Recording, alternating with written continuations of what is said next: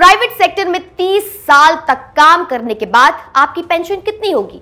ये सवाल हर कर्मचारी के मन में होता है। कई लोग सोचते हैं कि प्राइवेट नौकरी में तो पेंशन मिलती ही नहीं है, लेकिन सच ये है कि आप ईपीएफ से अगर जुड़े हैं तो आपको कर्मचारी पेंशन योजना यानी ईपीएस के तहत जीवन भर पेंशन मिलेगी।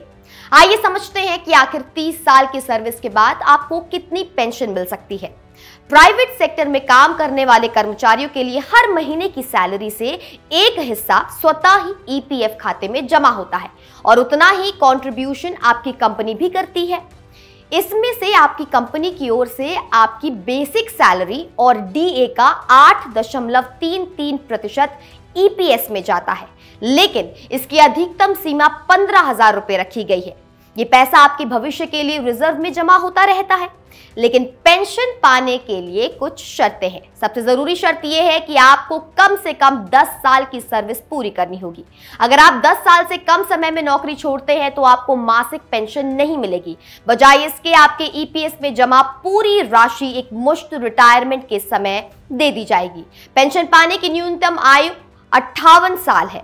अगर आप चाहें तो 50 साल की उम्र में कम पेंशन भी ले सकते हैं, लेकिन वो राशि कम होगी। अब आता है असली सवाल, 30 साल की नौकरी के बाद कितनी पेंशन मिलेगी? इसके लिए एक सरल सा फॉर्मूला है। पेंशन की गणना इस तरह होती है, पिछले 60 महीनों की औसत सैलरी को कुल सर्विस वर्षों से गुणा करें, फिर उस नतीजे को 70 से बांट दें। यानी जितना ज्यादा आपकी सैलरी होगी और जितने ज्यादा साल आप काम करेंगे उतनी ही ज्यादा आपको पेंशन मिलेगी।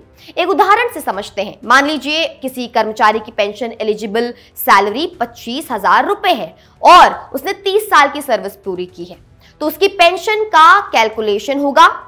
15,000 को गुणा करेंगे 30 से, उसको डिवाइड कर देंगे 70 से, जो बराबर होगा यानी कि 6,428 रुपए वो प्रति माह उसकी पेंशन रहेगी। यानी रिटायरमेंट के बाद उस कर्मचारी को हर महीने 6,428 रुपए पेंशन मिलेगी और ये आजीवन चलेगी। ध्यान रहे कि इस कैलकुलेशन में सैलरी की अधिकतम सीमा 15,000 रुपए है।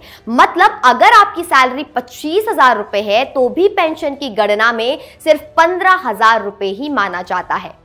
हालांकि सरकार इस सीमा को 25,000 रुपए तक बढ़ाने पर विचार कर रही है, जिससे ज्यादा सैलरी पाने वाले कर्मचारियों की पेंशन भी बढ़ेगी। अगर किसी कारणवश आपकी मृत्यु हो जाती है तो आपका परिवार फैमिली पेंशन पाने का हकदार है। ये पेंशन आपकी पत्नी, बच्चों या फिर बच्चों को जो है वो मिल सकती है। परिवार को ये लाभ पाने के लिए फॉर्म 10D या फिर कंपोजिट क्लेम फॉर्म अपने आखिरी एम्प्लॉयर के माध्यम से ईपीएफओ कार्यालय में जमा करना होता है। तो कुल मिलाकर अगर आप प्राइवेट सेक्टर में 30 साल काम करते हैं तो आपको रिटायरमेंट के बाद एक निश्चित मासिक पेंशन मिलेगी, जो आपके बुढ़ापे का आर्थिक सहारा बनेगी। और अगर आपके साथ कुछ हो जाए तो आपका परिवार भी आर्थिक सुरक्षा पाएगा। ये वाकई एक बड़ी सामाजिक सुरक्षा व्यवस्था है।